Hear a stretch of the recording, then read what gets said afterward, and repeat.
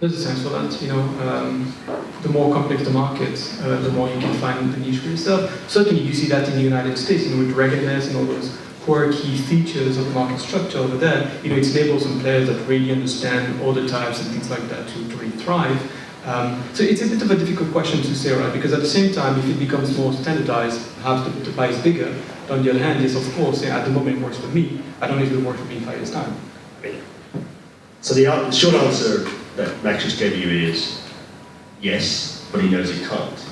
And look, Max knows this better than I do. There was free money in the crypto space, right, in 2016, 2017. There was what people call arbitrage. It wasn't arbitrage, it was a massive credit trade. So the credit spread is now narrowed to a level where the risk reward isn't there. So why does a market maker need better infrastructure, more exchanges like LMAX Digital?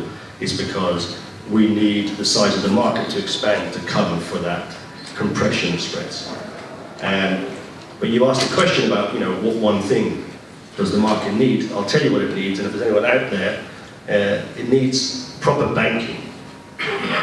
That's it. With proper banking comes credit, comes clearing, comes settlement, comes trust. Satoshi's white paper. Trustless, decentralized. Well done, everyone. We have absolutely zero trust, so we spend our lives chasing coin and dollars around the world from one CCC rated bank to another DDD rated bank. We need someone to come in and bank the institutions that are already in play. There's a great stable currency out there allegedly called Tether. Just so you know, it's with a bank where the value of Tether is 50 times the balance sheet of the bank. That makes no sense. That just makes no sense. So the banks that we park $300 million with every day in fiat, they need to move into the crypto space. Just because I touch a Bitcoin doesn't make me illicit. With that, all of a sudden, you can see this whole market explode. And I really mean explode. Because all the other bank players will come in, they will join, the pension funds will be happy to send money to that bank. Right? You will have escrow accounts. And all of a sudden you'll have credit in the marketplace.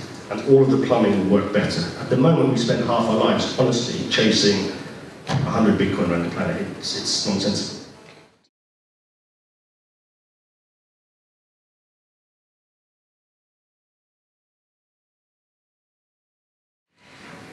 I think it's going to be one of the established banks, if I'm honest with you. It simply can't be the newcomer unless they suddenly raise $10 billion. And that may not be enough. Right, what's the market cap of crypto today? 100 billion? Yeah, roughly. So it could be anywhere, it depends what the price is. It could be 100 billion to 200 billion. So a bank that we know, we like and we use is just going for IPO. They're raising 50 bucks. That's irrelevant, right? It's just irrelevant. I mean, the guys on LMAX Digital settle more than that every day in, day out. They move multiples of that around, day in, day out. It has to be someone with the balance sheet. They will all come. I'm not telling tales of the school. You can read any of the newspapers, even one that you might know very well, even. And they'll say that these mainframe banks are coming. They are looking at it. They're worried about the origin of the funds. They're worried about the historical lack of KYC. Once they get used to participants like LMAX Digital, like BTC2, like the other major players that trade on LMAX Digital today, and they understand they don't have to bank 100,000 new customers every day from San Francisco, then they'll come and they'll win. The first mover in banking will win.